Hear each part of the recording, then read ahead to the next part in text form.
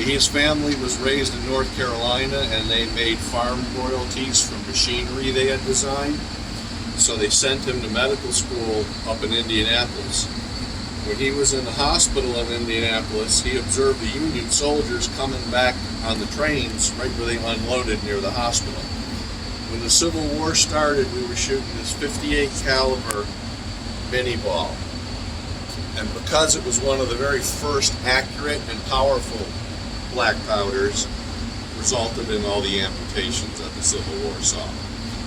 He presented this gun to the Union generals because he wanted to come up with a way of loading 100 rifles at one time that two guys could shoot at their 100 guns. And have you ever shot black powder or loaded black powder? Okay. When you load black powder, water, patch, ball, rod, fusion, or percussion cap, you know it takes a minute and a half or something like that. And you're really only using the bottom 2 or 3 inches of the barrel.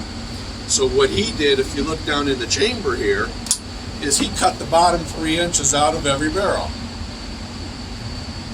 And common sense told him, if I'm only using the bottom 3 inches, then I'll only load the bottom 3 inches.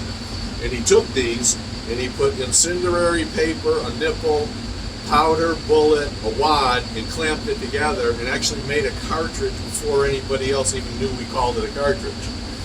And so he took them, and then to take the place of 100 rifles, instead of just loading 6 at a time, he designed this planetary gear where the magazine will drop them in gravity fed, and this magazine holds the equivalent of 40 black charges of black, so we call them charges actually. So this is the equivalent of 40 rifles. He would load 30 of these in a wagon with a gun, 2 horses, 2 men.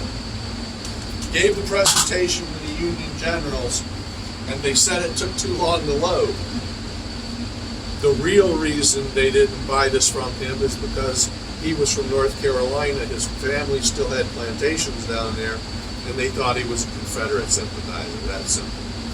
When he gave the presentation, not only nationally but internationally, in Paris, he ran this gun for 10 hours with 6 different guys, 3,000 rounds, never had a failure.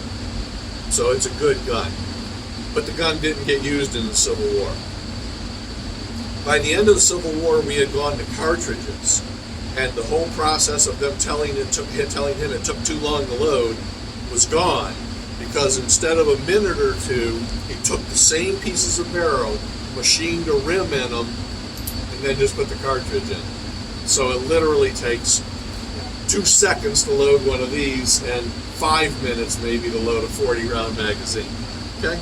So how the gun shoots is we're going to take the 40-round magazine and we're going to top load it. We're going to remove the eye bolt that's holding the charges in now, and they're going to, one at a time, they're going to fall into the chamber. As we rotate the planetary gear, they spin around. All 6 barrels fire, but they only fire where there's only a firing pin, and that's in the 1 o'clock position. They continue to rotate around, and by gravity, when they get to the 5 o'clock position, they drop with the shot cartridge into the bucket. So, if you're ready, if you want to come around over here, we'll go through this step by step. Put 1 foot on each side of the 4x4. Put your left hand here just to steady your body. Basically stops you from falling backwards.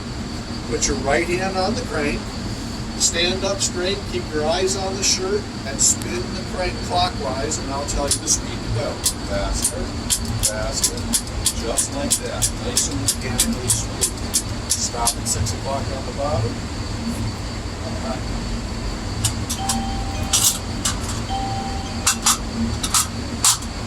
You only aim it once. It's a suppression fire gun, not a precision gun. So, crouch down a little bit, look at this point, and it fires in the 1 o'clock barrel, so we want it to be somewhere in the middle of the right-hand side of the block.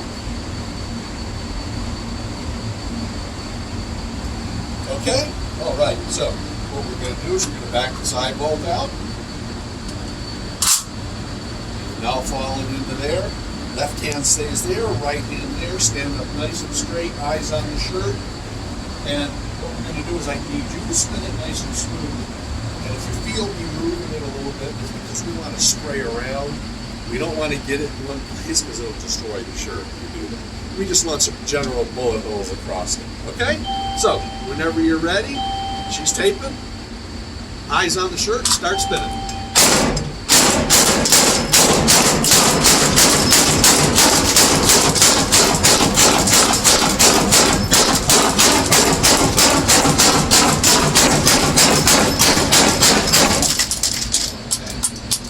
There you go. Doesn't go 3 or 4 more times around. We always make sure the magazine's empty. It's 160-year-old technology. The only way to check there's none in there is to turn the crank.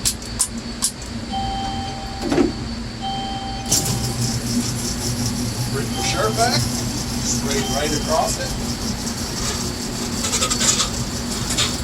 There you go. And if would you like a still picture of him? Okay. The best place is right there.